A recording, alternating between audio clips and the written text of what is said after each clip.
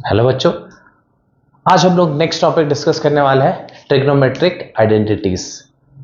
Basically तीन identity है जिस पे हम लोगों का 10th या हम लोगों को बोर्ड एग्जाम्स निर्भर करते हैं। वो तीन आइडेंटिटीज क्या क्या है? पहला है हमारा sine square A plus cos square A is equals to 1। ये फर्स्ट आइडेंटिटी है हमारा। इसका प्रूफ हम देखेंगे। अभी के लिए हम तीनों आइडेंटिटीज लिख लेते हैं। नेक्स्ट आइडेंटिटी क्या है? Sec square A minus tan square A is equals to 1। Final identity हमारा क्या है? Cosec square A minus cot square A is equals to 1। ये तीन आइडेंटिटी मैंने क्यों लिखा? इसी तीन आइडेंटिटी पे बाकी क्वेश्चंस आइडेंटिटी रिलेटेड हमें सॉल्व करने होता है। आपको जैसे आ सकता है क्वेश्चन कि express other angles in terms of sine और express other angle in term of tan, ऐसे करके वेरियस क्वेश्चंस होंगे। तो आपको उसको अकॉर्डिंगली यही सब आइडेंटिटीज को लेके उसे सॉल्व करना है। ठीक है, तो अब हम आइडेंटिटी डिस्कस करते हैं, पहले फर्स्ट, फिर सेकेंड, फिर थर्ड को, and then will be moving to solving the question related to this identities. Okay, अब हम डिस्कस करते हैं फर्स्ट ट्रिग्नोमेट्री आइडेंटिटी। उसे कैसे प्रूव करते हैं? बेसिकली वो क्या था? Sine square A plus cos square A should be equals to 1। यहां पर इंपॉर्टेंट बात क्या है? ये एक कोई भी एंगल हो सकता है। ऐसा नहीं कि आप इसको एक ट्रायंगल एबीसी का ही एंगल ए समझेंगे। ये कोई भी ट्रायंगल के किसी भी एंगल को रिप्रेजेंट कर रहा है। ठीक है, अब मैं ट्रायंगल कंसिडर करता हूं, ट्रायंगल ए बी सी। ठीक है, ये फर्स्ट आइडेंटिटी के लिए है। तो इस ट्रायंगल में अगर हम ये एंगल ए को कंसिडर करते हैं, ठीक है, हम अपने आंखों को यहां प्लेस करते हैं, इसके सामने वाले साइड को देखते हैं या अपोजिट साइड को देखते हैं, वो क्या है? BC। ये हो जाएगा हमारा परपेंडिकुलर।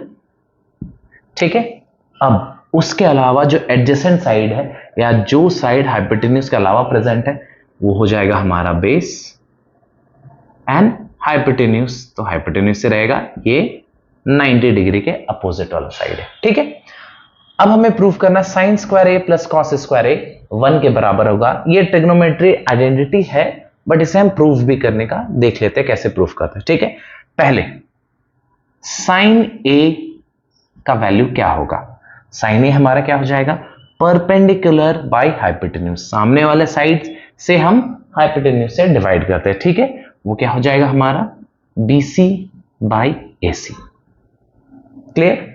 तो इसका मतलब अगर हम इसको स्क्वायर करते हैं, साइन ए का होल स्क्वायर वही होता है साइन स्क्वायर ए, या इसे हम बोले साइन स्क्वायर ए।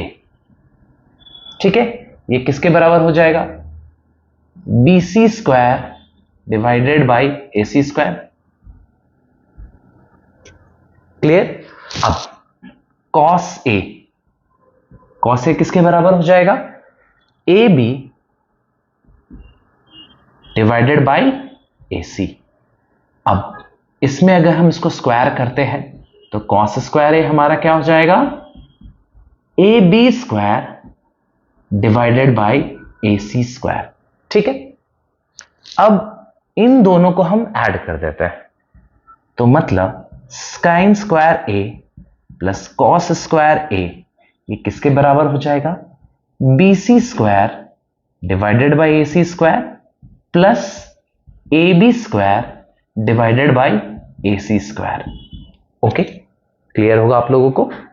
अब AC स्क्वायर कॉमन है, BC square plus AB square आ गया हमारा न्यूमरेटर में। अब यहां पर एक इंपॉर्टेंट बात, पाइथागोरस थ्योरम से हम क्या जानते हैं? हाइपोटेन्यूज का square is equals to base का स्क्वायर प्लस परपेंडिकुलर का स्क्वायर। इसका मतलब AC square will be equal to BC square plus AB square. तो हम यहां पर लिख सकते हैं this is equals to AC square divided by AC square, ऊपर नीचे AC स्क्वायर दोनों कैंसिल आउट हो जाएंगे, so this value will be equal to 1. So what we have proved here, that sin square A plus cos square A will be equal to 1. ठीक है, अब हम next proof भी देख लेते हैं sec स्क्वायर का इसी डायग्राम के थ्रू.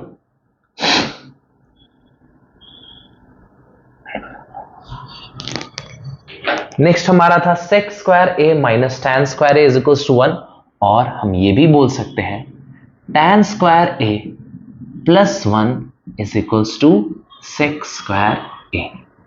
ठीक है, अब सबसे पहले हम tan A को लिखते हैं. tan A क्या होता है, जहां पर हमारा आंख है उससे सामने वाले साइड को पहले लिखेंगे, that is perpendicular, and it will B divided by base. So here AB, या tan A को हम क्या भी बोलते थे, sin A by cos A. So hypotenuse cancel out हो जाती है और परपेंडिकुलर और बेस बच जाता है. तो इसको जब हम स्क्वायर करेंगे तो tan स्क्वायर A हमारा क्या हो जाएगा, BC square divided by AB square. ठीक है, अब आप इसमें 1 ऐड कर दीजिए, तो BC square divided by AB square plus 1, this will be equal to BC square plus AB square divided by AB square. BC square plus AB square फिर से क्या हो जाएगा, हाइपोटेन्यूज के स्क्वायर के बराबर, डिवाइडेड बाय AB स्क्वायर. अब AC square क्या है हमारा, हाइपोटेन्यूज का होल स्क्वायर. AB स्क्वायर क्या है हमारा, A के टर्म्स में, एंगल A के टर्म्स में, बेस का स्क्वायर. अब हमें क्या पता है, sec A क्या होता था, हाइपोटेन्यूज बाय बेस.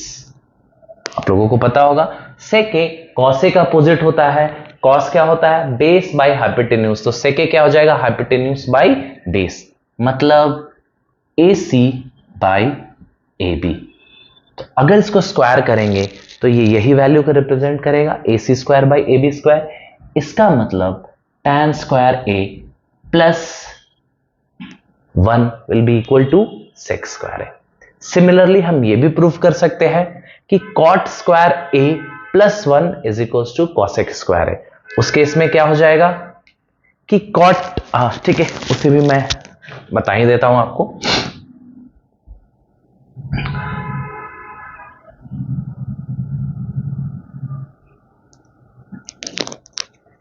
उसके लिए हमें क्या करना होगा, cot square A plus 1 will be equal to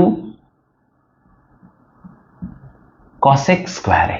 ठीक है, अब cot A क्या होता है, tan A का अपोजिट. tan A का अपोजिट मतलब बेस बाय परपेंडिकुलर, क्योंकि tan A क्या होता था, परपेंडिकुलर बाय बेस. तो cot A क्या हो जाएगा, बेस बाय परपेंडिकुलर. तो यहां पर cot A क्या वैल्यू को रिप्रेजेंट करेगा, AB by BC. So cot square A क्या हो जाएगा, AB square by BC square. अगर हम इसमें 1 ऐड कर देंगे तो क्या हो जाएगा, AB square plus BC square divided bye BC square. मैं यहां पर एडिंग 1 नहीं लिखा, आप वो लिख लीजिएगा. तो ये किसके बराबर हो जाएगा, AC square by BC square. AC square hypotenuse is equal to base plus perpendicular का होल स्क्वायर. नाउ यहां पर क्या आ गया हमारा, cot स्क्वायर A प्लस 1 किसके बराबर आ गया, AC square by BC square. BC क्या है हमारा, परपेंडिकुलर. AC क्या है हमारा, हाइपोटेन्यूज. साइन का अपोजिट क्या होता है, cosec. तो यहां पर cosec A का वैल्यू क्या हो जाएगा, हाइपोटेन्यूज बाय परपेंडिकुलर. वो किसके बराबर है, AC बाय BC. तो अगर इसको स्क्वायर करेंगे तो ये यही वैल्यू को रिप्रेजेंट करेगा. So this will be equal to cosec square A. तो ये हमारा सब आइडेंटिटी प्रूव हो गया. अब इसके बेसिस पे हम एक्सरसाइज को सॉल्व करेंगे एंड फाइनली इस चैप्टर को हम लोग खत्म कर लेंगे. ये हमारा एग्जांपल 9 है. इसमें क्या हमें पूछा जा रहा है, express all the trigonometry ratios in terms of sign A. Question का मीनिंग क्या हुआ, कि साइन ए के टर्म्स में हमें बाकी वैल्यूज बताने, जैसे cos A, cot A, cosec A, tan A and sec A. तो इसके लिए हमें क्या करना होगा, बेसिकली हमें ट्रिग्नोमेट्री आइडेंटिटीज यूज करने होंगे और उसके बाद बाकी जो रेशियोज को कैसे डिटरमाइन कर सकते हैं साइन और किसी और वैल्यूज के रिस्पेक्ट में, वो हमें फाइंड करना होगा। ठीक है, अब मैंने आपको 2-3 क्लास पहले बताया था कि अगर हमारे पास साइन एंड कॉस है तो हम सभी एंगल्स फाइंड कर सकते हैं, सभी ट्रिग्नोमेट्रिक रेशियोज फाइंड कर सकते हैं। जैसे हमें ये पता है tan ए हो जाता है साइन बाई कॉस, कॉट हो जाता है 1 बाई टैन, कॉसेक हो जाता है 1 बाई साइन, फिर से सेक हो जाता है 1 बाई कॉस। ठीक है, तो अगर ये दोनों मिल जाता है तो हमको ऑटोमेटिकली बाकी वैल्यूज भी मिल जाएंगे। ठीक है, अब सबसे पहले हमें क्या फाइंड करना चाहिए, कॉस। तो अब हमें क्या पता है कि cos square A plus sine square A is equals to 1। एक इंपॉर्टेंट बात, कभी भी आप ट्रिग्नोमेट्रिक रेशियोज के जब क्वेश्चंस को सॉल्व करते हैं तो क्या करना है, तीनों trigonometric identities cos square A plus sine square A is equals to 1, sec square A is equals to tan square A plus 1, cot square A plus 1 is equals to cosec square A, ये लिखा हुआ रहना चाहिए आपके copy में। ये first thing. उसके बाद हर एक एंगल्स का वैल्यू वो भी आपके पास लिखा हुआ रहना चाहिए, ताकि आप जब भी याद ना रहे तो आप उस पेज को रेफर करेंगे, then it will be automatically कुछ दिन बाद वो आपको डायरेक्टली मेमोराइज हो जाएगा, आपको याद करने की जरूरत नहीं पड़ेगी। By practice you will be able to remember it. ये बहुत इंपॉर्टेंट बात है, इसे ध्यान देना है कि इट्स नॉट नेसेसरी कि मैं उसको sin 30 is equals to 1/2, sin 30 is equals to 1/2, sin 45 is equals to 1/√2, ये नहीं करना है।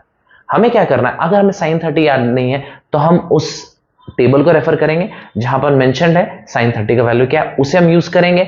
ऐसे बार बार जब आप यूज करते जाएंगे, एक टाइम ऐसा आएगा जब आपको वैल्यूज ऑटोमेटिकली याद हो जाएंगे। ठीक है, क्लियर। अब हम इस क्वेश्चन को सॉल्व करते हैं। हमारे पास क्या ट्रिग्नोमेट्रिक आइडेंटिटी है, cos square A plus sine square A is equals to 1। इसका मतलब हम क्या बोल सकते हैं, cos square A will be equal to 1 minus sine square A, और taking square root on both the side we can say cos a is equals to under root of 1 minus sine square A. Sorry. So अब हमें क्या पता चला कि जो cos a का value होगा वो हो जाएगा under root of 1 minus sine square A. Okay, next tan a क्या हो जाएगा, sine A by cos A. तो साइन ए तो साइन ए सीधे दिया हुआ है, cos ए हमने क्या फाइंड किया, under root of 1 minus sine square A. अब cot ए क्या हो जाएगा, वो tan ए का उल्टा हो जाएगा, इसे हम लिख सकते हैं 1 बाई tan ए।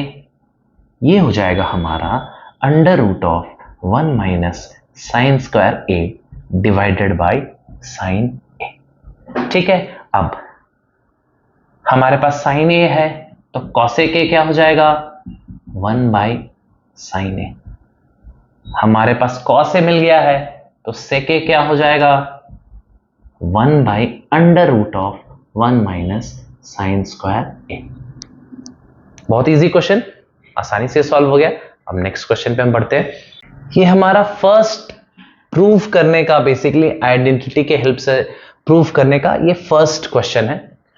अभी इसमें क्या क्वेश्चन में हमें प्रूव करना है कि sec A into 1 minus sine A into sec A plus tan A should be equal to 1। ठीक है, अभी सबके माइंड पे क्या आता है कि चलो मुझे तो ये आसान क्वेश्चन लग रहा है, मैं तो आराम से सॉल्व कर लेता हूं, मैं एग्जाम्पल जब देखता हूं तो मुझे समझ में आता है। बट इनिशियल अप्रोच क्या होगा, सबसे बेस्ट होता है कोई भी क्वेश्चन को if you are not getting any direction तो आप क्वेश्चन को कभी भी साइन एंड कॉस के टर्म में लिख दिया कीजिए, वो सबसे आसान ऑप्शन है या सबसे बेस्ट ऑप्शन मैं बोलूंगा।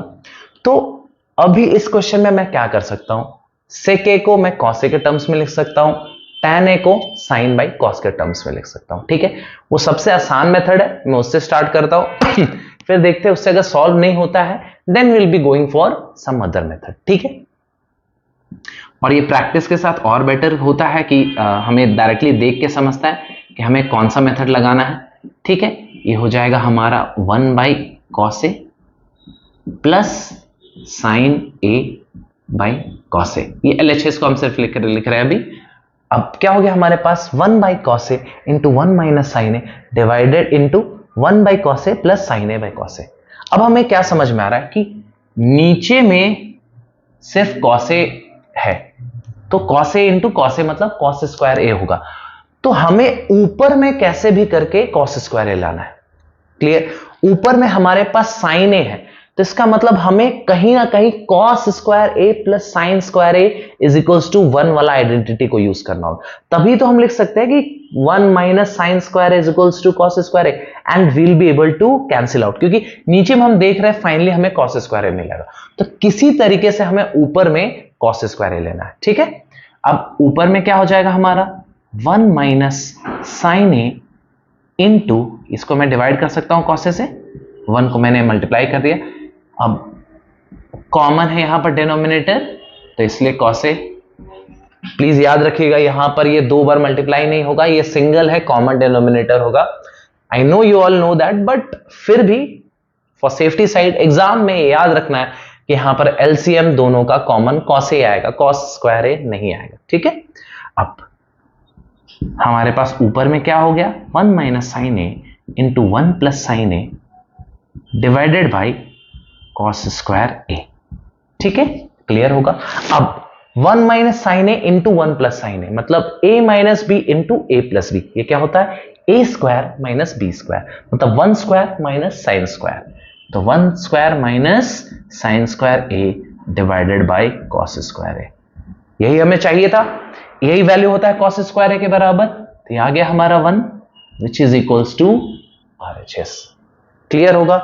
मैंने इसको पहले कॉस एंड साइन के टर्म्स में डिवाइड किया, फिर मुझे क्या देखा कि नीचे में कॉस स्क्वायर ए आ रहा है, किसी तरीके से मुझे ऊपर में भी कॉस स्क्वायर ए लाना है, तो मैंने क्या किया 1 minus sine into 1 plus sine A को मल्टीप्लाई किया, मुझे finally 1 minus sine square A मिल गया। So cos square by cos square A को डिवाइड करेंगे तो वो वैल्यू 1 के बराबर आ जाएगा। ओके,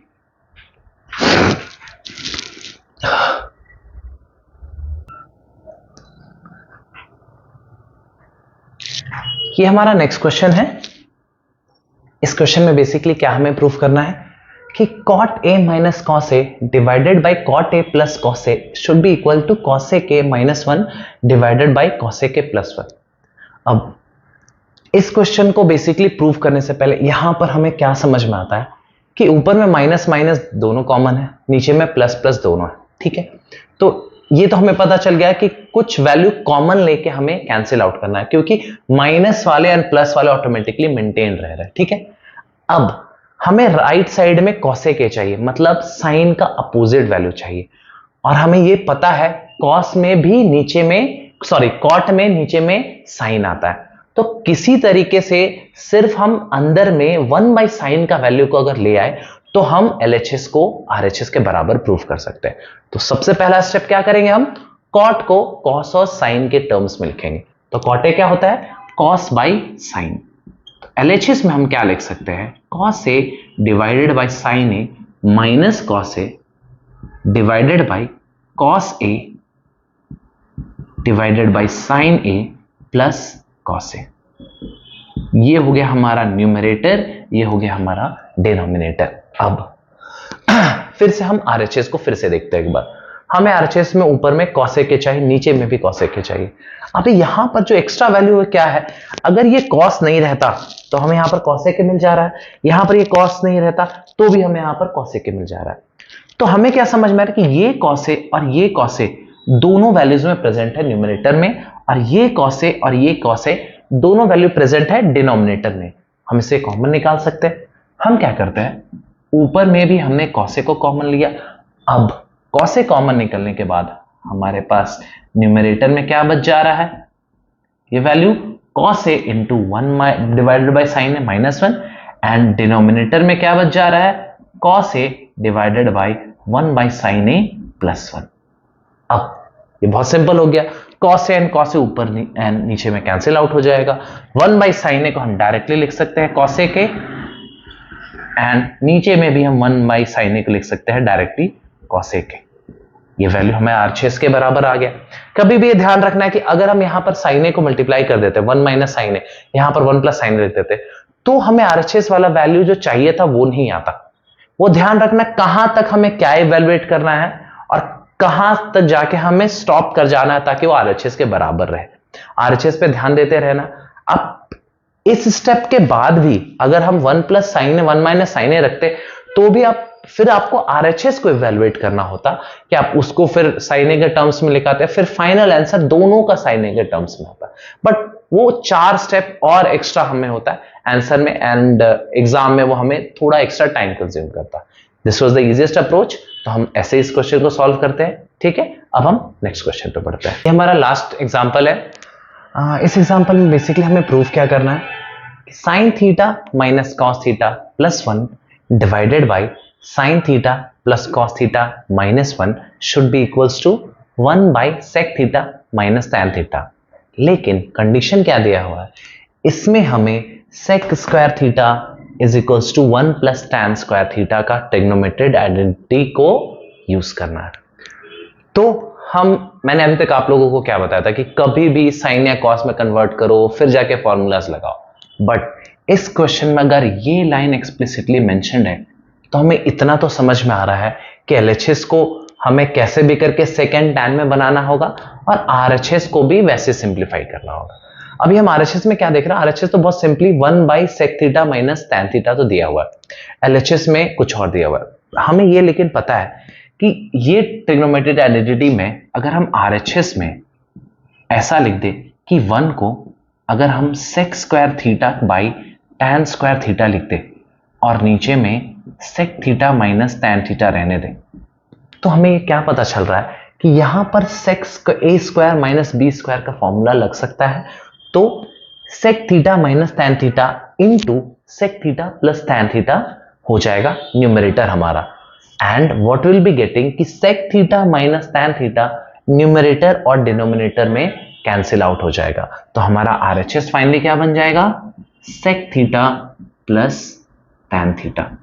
प्लीज मैंने वो एक स्टेप अभी आपको लिखा नहीं है, जस्ट मैंने आपको वर्बली बताया कि यहां पर A square minus B square मैंने लिखा है, तो sec theta minus tan theta into sec theta plus tan theta, sec theta minus tan theta cancel out हो जाएगा। What will be remaining, RHS अब इसके बराबर है। आपको ये माइंड पे आ रहा होगी आपने ऐसा क्यों किया है, बुक में ऐसा नहीं दिया हुआ। मतलब व्हाट आई एम सेइंग कि different students different direction different तरीके से अप्रोच करता है। किसी के माइंड पे ये भी अप्रोच आ सकता है कि 1 को मैं sec square theta minus tan square theta लिख सकता हूं, या वो ऐसा भी सोचते थे कि कॉम्पोनेंटो और डिविडेंडो या ऊपर नीचे sec theta plus tan theta से मल्टीप्लाई करे तो भी यही वैल्यू आएगा। इतना कोई भी ऐसे स्टूडेंट सोच रहा होगा तो ऐसा कर सकते हैं। अब ये आरएचएस आ गया, अब हमें क्या करना है, इसी वैल्यू को एलएचएस को प्रूफ करना है कि एलएचएस इसके बराबर है। तो ये हो जाएगा प्रूफ। फिर अब एलएचएस के लिए क्या करता है, ये आरएचएस आ गया हमारा, या हम आरएचएस को रहने देते हैं, ये आरएचएस हो गया हमारा। ठीक है, अब हम एलएचएस पे ध्यान देते हैं। एलएचएस को अगर हमें टैन और सेक बनाना है तो हम क्या करेंगे, इसको कॉस से डिवाइड करेंगे, न्यूमरेटर और डिनोमिनेटर को। अगर सेम क्वांटिटी से न्यूमरेटर और डिनोमिनेटर को डिवाइड करते हैं तो उस इक्वेशन या उस फ्रैक्शन या कोई भी जो वैल्यूज दिए हुए उस पर कोई फर्क नहीं पड़ता है। ठीक है, तो अब हमारा numerator on dividing by cos theta क्या हो जाएगा, tan theta minus 1 plus sec theta divided by tan theta plus 1 minus sec theta. ये हो गया हमारा। अब मैं क्या कर रहा हूं कि मुझे क्या दिख रहा था कि यहां पर sec theta plus tan theta है ऊपर में दिया हुआ, तो मैं ऐसा करता हूं कि मैंने ऊपर नीचे दोनों को sec theta plus tan theta से मल्टीप्लाई कर दिया। ठीक है,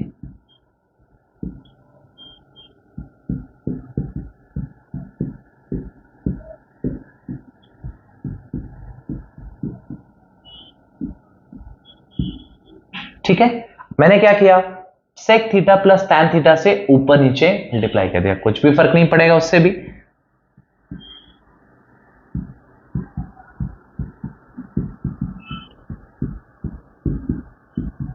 ठीक है, अब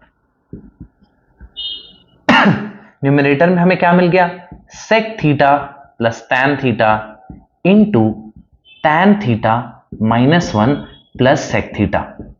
अभी यहीं पर थोड़ा सा होल्ड करते हैं। अभी हमें क्या समझ में आ रहा है कि हमें कैसे भी करके डिनोमिनेटर को इस वैल्यू के बराबर प्रूव कर देना है ताकि डिनोमिनेटर और ये कैंसिल आउट हो जाए। फाइनली हमें sec theta plus tan theta मिल जाए जो RHS के बराबर हो। सो हमारा एम क्या होना चाहिए, इस वैल्यू को कैसे भी करके डिनोमिनेटर में लाना है। ठीक है, अब हम क्या देख सकते हैं, यहां पर tan theta minus sec theta है, यहां पर sec theta plus tan theta है। तो इसको इससे मल्टीप्लाई करके और इसको इससे मल्टीप्लाई करके अगर हम ए स्क्वायर माइनस बी स्क्वायर का रूल लगाए तो हम अगर मल्टीप्लाई करते हैं टैन थीटा ऐसे लिख सकते हैं, जैसे tan theta minus sec theta को कॉमन लेके इसको हम अगर मल्टीप्लाई करते हैं tan theta plus sec theta से, तो ये हमारा क्या दे देगा, tan square theta minus sec square theta. इसे हम लिख सकते हैं -1, क्योंकि sec square theta minus tan square theta 1 होता है, तो उसका वाइस वर्सा क्या हो जाएगा, -1। तो इसका मतलब इस पूरे वैल्यू को अगर इस पूरे वैल्यू से मल्टीप्लाई करते हैं तो हमें -1 मिल जाता है। ठीक है, अब हम क्या देखें, हमें -1 तो मिल गया, अब हमें क्या चाहिए, sec theta plus tan theta. इस 1 को अगर हम डायरेक्टली इससे मल्टीप्लाई करते हैं तो हमें यही वैल्यू मिल जाएगा, -1 plus sec theta plus tan theta. इसका मतलब अब हम इसको और इसको कैंसिल आउट कर देते हैं, फाइनली यही वैल्यू RHS के बराबर हो जाता है। क्लियर? मैंने क्या किया, फिर से मैं आप लोगों को एक बार और बता देता हूं। मैंने क्या देखा क्वेश्चन में कि RHS में अगर मैं सिंपली 1 का अगर sorry sec square theta minus tan square theta ले लूं और sec theta minus tan theta को अगर कैंसिल कर दूं, मुझे RHS सिंपली एक sec theta plus tan theta के रूप में न्यूमरेटर में ही मिल जा रहा। अब मेरा एम क्या रह रहा है कि LHS में भी हमें वो वैल्यू को sec theta plus tan theta में सिंप्लीफाई करना है। मैंने इन सबको टैन उनसे डिवाइड कॉस से डिवाइड किया।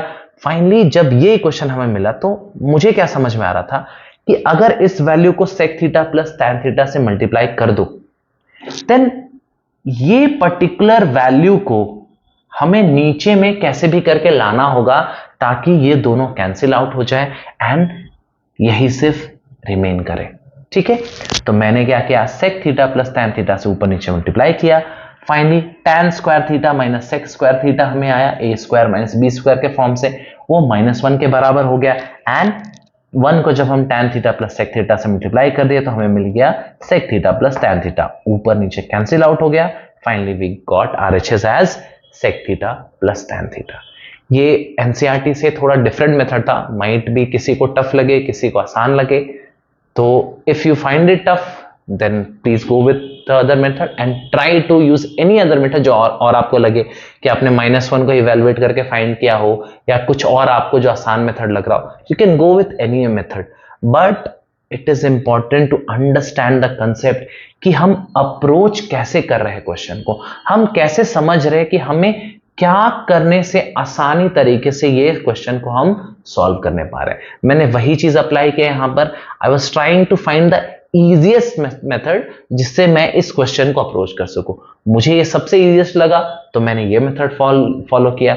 NCERT के बुक में अलग मेथड को इजीएस्ट कंसीडर किया गया था, उसको उन्होंने इजीएस्ट कंसीडर किया था। ठीक है, ऐसे आप लोगों को भी कोई और मेथड लगे you can move ahead with it. Okay, thank you. अब हम नेक्स्ट एक्सरसाइज को सॉल्व करेंगे एंड फाइनली हमारा ट्रिग्नोमेट्री कंप्लीट हो जाएगा।